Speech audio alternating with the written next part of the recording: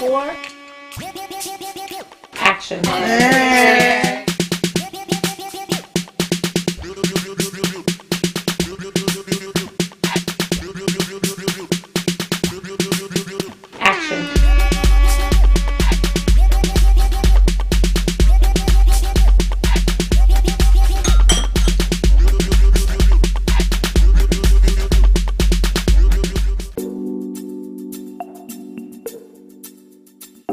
Welcome to Whine and Whine, where us ladies get together and do a lot of talking and a little bit of drinking. Welcome back, ladies. Hi. Happy And welcome here. to our special guest, Dr. Veronie Lawrence, author of H.O.P.E, Hearing Other People's Experiences. Thank you for joining us, Soror. Excited to be here. Yeah, so happy to have you.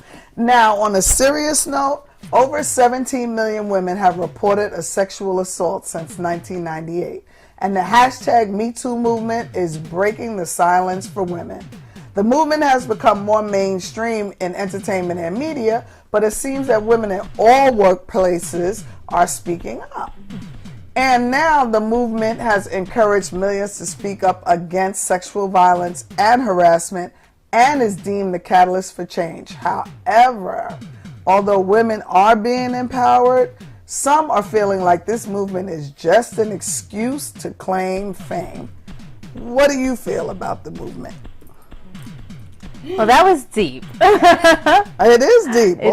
All of it is very deep. As far as trying to claim fame, I feel like that's a little ridiculous. Women have stories and we're telling them, and what kills me about that idea of trying to claim fame, this is not the first time we're telling them. There have been different movements, several movements throughout the course of history, and I think the allegation that some women are just trying to get their names out there is an excuse for bad behavior.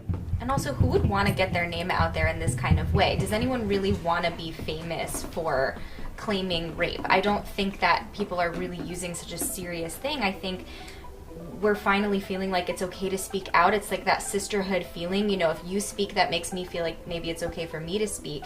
And I think it's just, I don't know, maybe people's minds are blown about how often this is, and people feel like it can't possibly be real, so they must be lying. But I think one of the most powerful things that's come out of this movement is people saying, we hear you and we believe you. Mm-hmm. Because for so long, we haven't been believed no matter what we've said. But there are some instances where people have looked at some of these women's stories and were like, you just had a bad date. Or you just didn't like the sex, or you felt bad about yourself after, but up until, a certain point, you were down with what was going on. I'm thankful for the movement because it's giving women a voice. We've always had a voice, but it's always been somewhat suppressed. But I don't think it's really a far-fetched idea that, yes, some people are looking for their moment in the spotlight, and this movement has taken on such a momentum that it's easy just to kind of segue into it. To me, it's really about women finding a voice, and now that you have this voice and you've put yourself out there, the next step. What is the next step? And what I would like to see is a conversation around healing for these women. But we would be remiss to dismiss the fact that it could be for some an opportunity for the spotlight. As Sharmayne mentioned, some people went on bad dates. It was consensual at one point, and now that your situation that was consensual sounds similar to somebody's who wasn't, now I'm part of the Me Too movement. It just gives some pause. Because, with the statement Me Too, with the statement you did something to me, you have people's lives being turned upside down. Gentlemen's lives being turned upside down with an accusation, with no proof. And we live in a country where there are laws and regulations that were supposed to be innocent until proven guilty, and this Me Too movement has not allowed that to happen. Right, but I feel like those examples are few and far in between, or far in between and few. I don't know how exactly that's few and far between. You had it right the first time. Few and far between. That it shouldn't dilute the movement. So, we've spent, a good 2 minutes talking about how, these, talking about examples of men being accused of something without due process or without, proof. But I feel like that's not, for me, the headline of the movement is not the extreme cases where women felt maybe not assaulted or violated, but maybe felt disrespected, and now they made these harsh accusations. It certainly happened, but the movement for me is so much bigger than that. Yeah, absolutely. And I think you're right that, the fact that the first thing that we started talking about are the flaws with the movement is almost a problem. Like, what we really should be talking about first and foremost, because any large movement is going to have its flaws. Any movement where there's millions of people taking part, there are going to be people who do bad with it. Now, I'm a woman of a certain age, so a lot of what's happening now, to me, I think is growth, because in my day, things happen and you just took it, right? And oftentimes encouraged not to even speak about it, right? Yeah. Or even blamed for it in a way. So when I look at when you're talking about, what do we do next? I'm like, this is such a big step. And I haven't even asked my daughter if she's part of the Me Too. I put the hashtag up. She didn't ask me what happened to me. And I haven't asked her if anything happened to her, because I really don't want to hear it, because I feel like I'm going to turn into Cicely Tyson in How to Get Away with Murder. Well, I think, to backtracking a little bit, but to your earlier point about the healing, that there is something really healing about being able to speak up, finally. Yeah, that's the first step. Yeah, and to have someone acknowledge your pain, because for so long, so many women, first of all, don't even know that something bad happened to them, because they don't even, it's so normalized, and we're so victim blame consciousness that we're like, oh, of course it was my fault. Of course I did XYZ to provoke this. So to even just say, what happened to me was assault, and I'm okay to say that. And to have someone say, I hear you and I believe you, is massively healing. But yeah, I think in terms of what happens next, that's definitely what's next for the movement. I think Time's Up is a great start. They've already raised, I think, over $13 million to help women who are not famous and rich to be able to fight back against these men who are assaulting them, because it's a problem everywhere. And for me, if Me Too and Time's Up is the current step that's happening in the healing and everything, I think the next step needs to be putting some accountability on men. Yes. Me Too, and like your daughter didn't post Me Too, I didn't post hashtag Me Too either. And I have my stories, but I felt like, well, why should I put myself on the forefront? I'm waiting for the men to put hashtag my fault, hashtag I'm sorry, hashtag oh shit I did that, Yep. And start to take some accountability for what they do. I think you're 100% right. I mean, why should, and you shouldn't have to, and we shouldn't have to. Survivors should not feel that they have to rip open their wounds for people to say, yes, what happened to you was bad. It should as bold and as brave and, that it is. Right. I just want to say that. But there shouldn't be any pressure on women who don't feel comfortable sharing their story for whatever reason. I think you're 100% right. I think it's about time for men to take accountability and to stop this victim blaming that's it's woven into the fabric of society. It's in our laws. It's in everything. The system is not built for us and for women. I can't think of a time in history where women were equal or superior to men, It's a patriarchal society. Yeah. This conversation could go on forever, but unfortunately we have to stop it. But I wish we could talk about you, Miss Law Enforcement, Dr. Reverend, but I'm sure we'll find out so much more about this when we get to our business spotlight, and I look forward to hearing it. But right now, we just need to drink a little wine. Oh, yeah. Oh.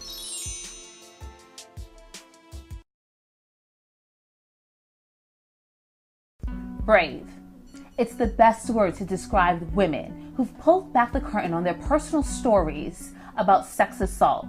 Award-winning educator and author Dr. Veronie Lawrence is one of those women, and we're shining our business spotlight on her book, H.O.P.E, Hearing Other People's Experiences.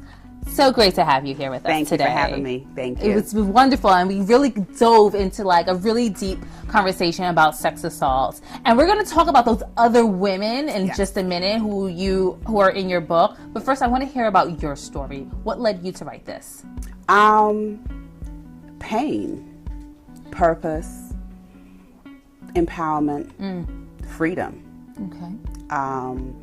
Having experienced my own trauma and realizing that I was being held a prisoner of that pain, and the way to create freedom was to share my story. The way to create healing was through H.O.P.E, which is the title of the book, Hearing Other People's Experiences. I've learned that when you hear other people's experiences and you say, oh, I can relate to that. Me Too, it gives you strength, it gives you empowerment. And I think that's what happened with the Me Too movement. Women were also hearing other people say something similar happened to them, and it gave them the strength to come out, to go on, to move forward, to push through. And so the stories that you would read in this book, you may not have had the same experience, but it does give you that level of hope just to keep on pushing through and hopefully to bring you some level of healing. And it did that for me. Wow. Well, I mean, in the book, you talk about a point where you can stop thinking about ending your own life. Yeah. What I mean, that's so deep and personal to even share, Yes. with your readers.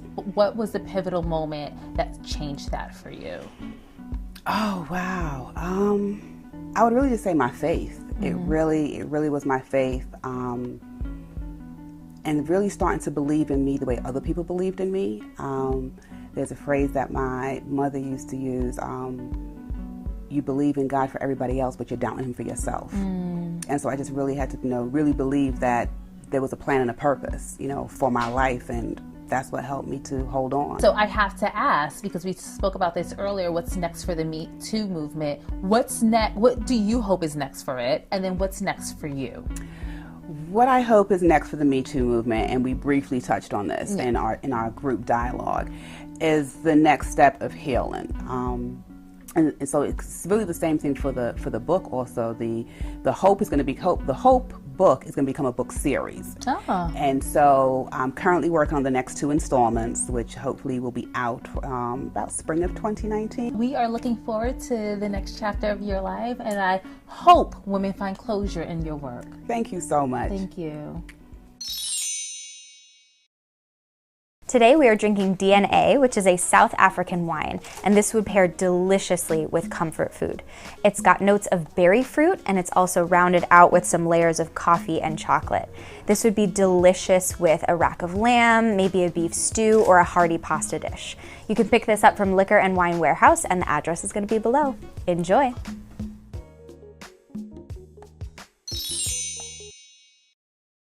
Welcome back. Before the break, the conversation shifted to women's backlash of the Me Too movement. And I want to switch gears and discuss men who are sexually harassed or assaulted. And so my question is, do we view men the same way that we view female victims? Definitely not. I don't. Unfortunately not. Yeah. Unfortunately not. And I think to be feminist means to, believe in the equality of women and men. And we should definitely take, cases of men being sexually assaulted, assaulted by women, insulted by other men, with the same gravity that we do with women. Yeah, I mean, I think a big part of it is that sexual assault is, generally speaking, not always a power structure issue.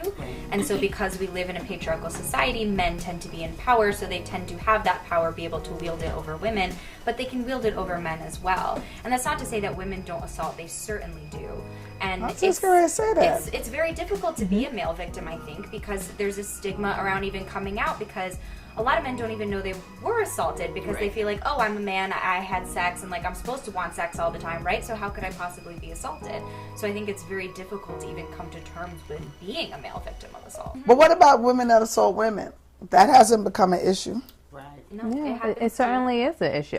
In my case, I've never even really told this story. I had a woman who, I had a woman who stalked me, and to the point where she would show up at my door. She would hit her fist into the walls and stuff, and I'm just like, well, and we were friends. I was very young also. We were just friends, and I guess she thought it was gonna go one way, where I was like, absolutely not. I had to get a restraining order against this person. And it's definitely a conversation that I think we as a community should definitely have. Yeah. Now, why do you think that these men, particularly these big names that they've brought out, the Harvey Weinsteins and the Jerry Sandusky's and Larry Nassar, all in positions of power, surrounded by other people of power that protected them? Why do you think they protect them? There's so many things at play with that. You think it's money?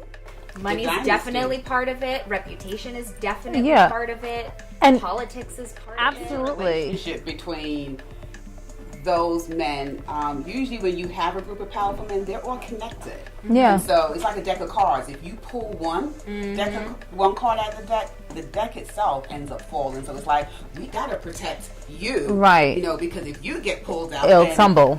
all of us are gonna come down. And I think it's very interesting. Self-preservation, really. It's going down. I think that it's Right. interesting the names that you name. Weinstein, like probably a multi-millionaire, almost billionaire TV producer. Jerry Sandusky, a football coach, and Larry Nassar, a doctor. These are men in different tax brackets, different fields of work, and they all have that common thread of being protected. Well, Sandusky did it to men, to To boys. boys, Yeah. and was still protected. Yeah. And I was just watching, Trevor Noah said something amazing about enablers, like people who knew that these things were happening and didn't speak up. And he said that he thinks enablers should get 10% of the sentence that the person who did it got. He was like, I bet you would turn around and turn in your friend who assaulted someone so fast. But there's a point to what Trevor Noah was saying, because even in regards to the criminal aspect, and as some of you know, I was in law enforcement at one point, there is something called accessory after the fact. Yeah. Where somebody can be charged because you knew about this and you did not report it. So if it can happen in one arena, then there is this arena where that is definitely a possibility. So it's not a far-fetched thought, actually. Thank you for tuning into this week's episode of Whine and Wine. We'd love to hear from you, so comment below, tell us what you think, and if you have a topic you want us to whine about, then tell us and we'll give you a shout out when we cover it. Join us every Wednesday at 7:30 p.m. See you soon. Cheers. We ladies. drinking? Yeah, I've been drinking. Next week on Wine and Wine, we're talking female bosses with Mandy Bowman, founder of Official Black Wall Street. We have a co-host today, Miss Mandy Bowman, the founder of Official Black Wall Street. Happy to be here. Oh, it's good to have you. Today we're going to talk about female bosses. So let me ask this. Why do we find oftentimes that women compete with each other or find the need to compete with each other? I don't think there's anything wrong with competition. Men compete with each other all the time. So what's so bad about a woman competing with another woman? I agree with that, but I do feel like some females feel like there's only a spot for one of us. Exactly. So we compete with each other. I feel like that's the case with most minority groups. But are there more than one spot at the top?